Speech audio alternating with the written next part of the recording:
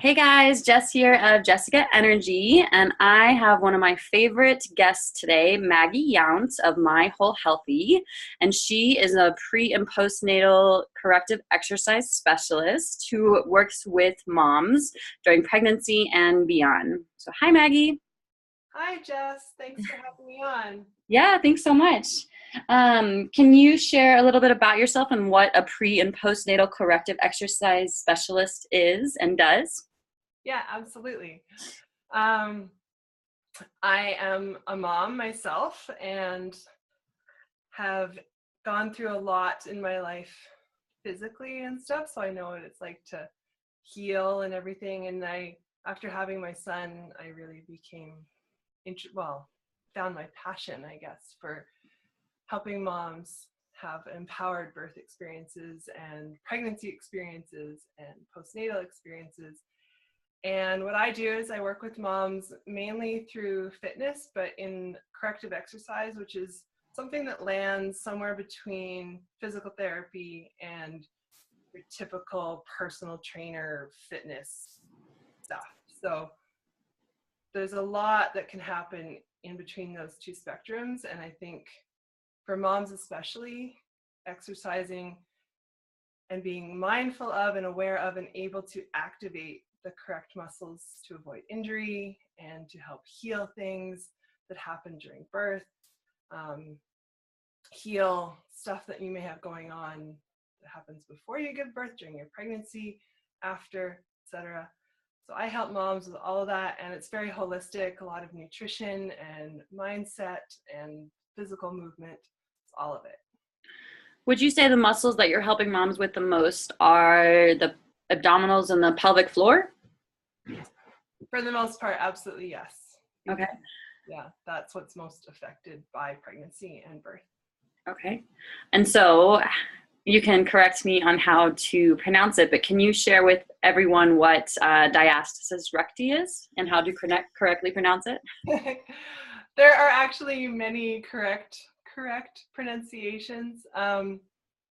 It sort of just depends on your preference. You can say diastasis recti, you can say diastasis recti. Somebody who's educated in Latin might tell me it's supposed to be one way or the other. Mm-hmm. I don't speak Latin. Personally, I say diastasis recti, but I know a lot of people in the fitness industry and in the pre and postnatal world who say diastasis recti as well. So okay, so you're not saying it, no one's saying it wrong, probably, just say it, don't worry about it. Okay. And what does that mean to you? Well, there's what it means to me, but then there's also, I guess, what it means to me is what it is.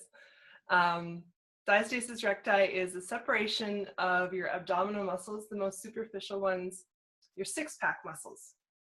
So when you see somebody with a six-pack, that is their rectus abdominis muscles, and diastasis means a separation. The diastasis recti is a separation of the rectus abdominis muscles on the surface of your core, and running down the center of the rectus abdominis, we have connective tissue that's a lot like fascia, and sort of it's like tendinous tissue. And when you're pregnant, and also in some people who are very overweight, the intra-abdominal pressure gets so great that that connective tissue gets stretched and the rectus muscles pull away from each other, and you get this separation happening. And that can cause abdominal weakness, core weakness. It's related to pelvic floor dysfunction. It's all connected. I mean, your core is everything from your hips to your top of your ribs. So. Mm-hmm. Yeah, I think a lot of people don't realize that the pelvic floor is so intimately connected to your abdominal muscles. And what are some examples of pelvic floor dysfunction? Things that I most commonly see are mild incontinence, moms who pee a little after they've had a baby, when they laugh, they cough, they sneeze, have a lot of urgency to go pee. There can also be fecal incontinence. You poop your pants a little and you lose control of that. It's no fun. Yeah. So would all moms expect to have some amount of abdominal separation? Yes, because you are making room while you're pregnant. You're making room for a growing baby. So having a little bit of stretching and separation is completely normal. But what's not normal is for that gap, that separation, to not close after you've given birth. You go to your 6-week checkup, you're 8 weeks postpartum, you still have the separation. That should have closed on its own. And if it hasn't, that's when you get the official diagnosis of diastasis recti. And then what?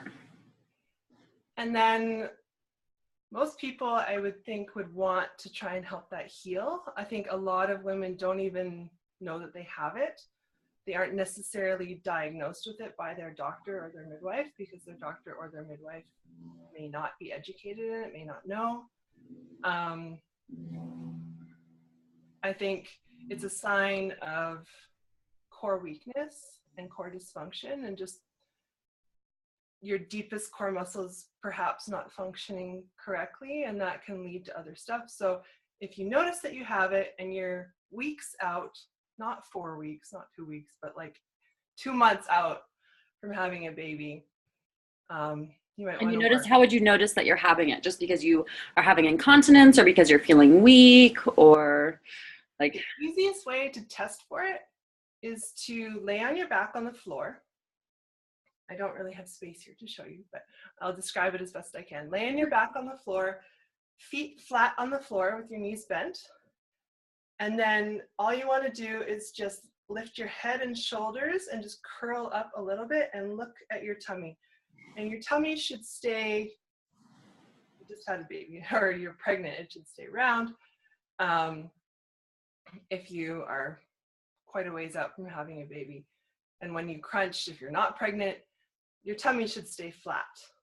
Like your core should engage, those muscles should come together, everything should stay flat. If you see the center of your tummy going up like this, like a parabola, or a little like a ridge in the middle of your tummy, that's called coning or doming.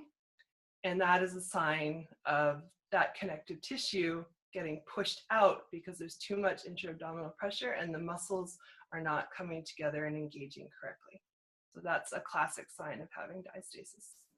So then what would a woman do from there? She can do whatever she wants. If she wanted to heal and knew that she could feel better, would she try to find a physical therapist or a corrective exercise specialist? I know that in Montana, for example, I only know one woman who's just getting trained to be a corrective exercise specialist. So for us, like it's a newer thing. And we mainly have women's health physical therapists, which are awesome. But yeah, like, should they see someone? Would they do at-home exercises first? It sort of depends on a woman's fitness education, I suppose. If she's aware of her core, able to engage her deepest core, her transverse abdominis muscle on her own, she can do that. And if you're unsure, I would highly recommend seeking out a women's health physical therapist, a pelvic floor physical therapist, somebody who can help you heal that correctly and who's educated, because there's so much you can do for your core that's going to make it worse. And if you rely on YouTube videos alone or what so-and-so told you down the street, it might not be the best advice. So exercises like the typical crunch can make your diastasis worse. So please, please, please don't do crunches. All right, that's pretty good advice, pretty clear. And then, if someone realizes down the line that this has been an issue, or they're having, feeling weak or having incontinence, is it ever too late to heal this separation? No, absolutely not. Never, ever, ever too late to heal. I've worked with women who are 15 years out from having a baby, and have been dealing with mild incontinence pretty much that entire time and just accepting it as normal. Like, it's just the way it is after you have a baby, I guess. And I'm like, no. And one client who has had 3 kids, I believe, and she's now got a 3 or 4 month old baby, but she was dealing with incontinence, and in one session, I was able to get her to connect to her pelvic floor and her deep core, and the incontinence stopped. Awesome. We can now jump on the trampoline with our kids and not pee. Like, and that is how it should be. And then do people ever need surgery for diastasis recti, or is it usually something that can be healed just with the correct exercises? I have really mixed feelings about the surgery for diastasis recti, because it is an abdominoplasty, which is a tummy tuck. That is the surgery to heal diastasis. And many doctors will recommend it and give it as the only recommendation to heal, and not give women any other options. I think surgery can be useful if a woman doesn't want to do the work, like the actual exercises and take the time to heal. She just wants to fix it. Surgery is an option. The issue I have with surgery is that what they literally do is sew your abdominals muscles together. And it's not natural. This creates scar tissue. Scar tissue is very strong, but it's not very pliable. It's not going to make your core function better. It's not going to make your core stronger. And there is so much that women can do on their own that doesn't require surgery. And they need to start there. I feel that surgery should kind of be a last resort. Absolutely. And you are how far along into your second pregnancy? I am 32 weeks or 8 months. Yay! See, I can show you my belly. I don't know if it's good. There we go. Nice. There's a baby in there, all right. Yeah. So can you share sort of what your experience has been with diastasis and your first pregnancy and your second? Absolutely. My first pregnancy, I worked out up until a week before I gave birth, and had no idea that diastasis was a thing. I didn't have any of my prenatal training yet. I was just like, I'm going to work out and stay fit and be healthy and yay. And then at my 6-week appointment after giving birth, the midwife who works with my OB checked me and said, oh, you have a mild diastasis. And I was like, what does that mean? She told me. And luckily it was not very big. It was about 2 finger width. That's typically how diastasis is measured. It's in finger widths. So what's normal and what's like, not normal? 1.5 to 1 is normal finger width. If you have 2 finger widths or greater, then that's considered having diastasis. I was right borderline at 2, and I'm just gonna put she didn't give me any. She told me I had it, but she didn't really give me tools to heal it. She told me to do Kegels, which can help, but isn't a complete sort of piece of advice. And it wasn't until I completed my prenatal training about 1.5 years later that I had the tools to heal my tummy. And once I knew what to do, the healing was pretty quick. And I healed it completely before getting pregnant with this baby. And this time around, I actually do see that I have separation again, but I'm aware of it, whereas I wasn't before. Because I wasn't before, I have no idea what kind of separation I had during pregnancy or how that compares to what I'm experiencing now. I am aware that there is some separation there, and I've kind of been monitoring it throughout my pregnancy and seen it go from a small gap to a larger gap at the end of the day when I'm tired, to first thing the next morning, it's closed again, and it changes all the time. And so testing while you're pregnant is not really useful because it doesn't really tell you anything about what it's going to be after you give birth. And like you said, I mean, your body has to separate and make room and grow, and so that's a natural process of it. Totally. So after pregnancy, what do you think that you will do to help yourself heal, like timeline wise and things along those lines? I'm going to be really easy on myself, be really kind to myself because I just had a baby, right? Mm-hmm. But also start with really gentle things right away as soon as it feels comfortable. Just breathing, diaphragmatic breathing, and working on engaging my core on my exhales and my pelvic floor to kind of bring everything back together and remind the muscles how they're supposed to function. And I'm going to wait. I'm not going to test myself right after I give birth. I'm going to give myself at least 6 weeks, probably more like 8, just to kind of see what my body does on its own, because we have all this natural programming. It's in our genetics and our nervous system and everything. Our body knows how to heal. So I'm going to help it with my breathing as much as I can, but then also just let it do what it knows how to do. And then see, month and a half, 2 months out, do I need to do more? And I will be sharing that on my blog and on social media and be very candid about what I'm experiencing, because I want to help other moms go through whatever they're experiencing and feel supported. I think that's really great advice. And I think people will get a lot out of that.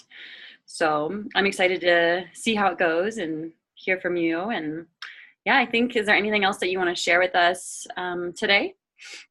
I've got some notes here. Okay. Let's see. If a mom has diastasis, she discovers that she does. If you want to know, like, how do I know if I've healed it? You don't want to feel like you're falling out through your belly. You do not want to have a hernia. That's another reason why I would probably be okay with the mom having surgery, is if you have a hernia, you should probably go see a doctor. Yeah, and a physical therapist can help you determine that too. Absolutely, yes.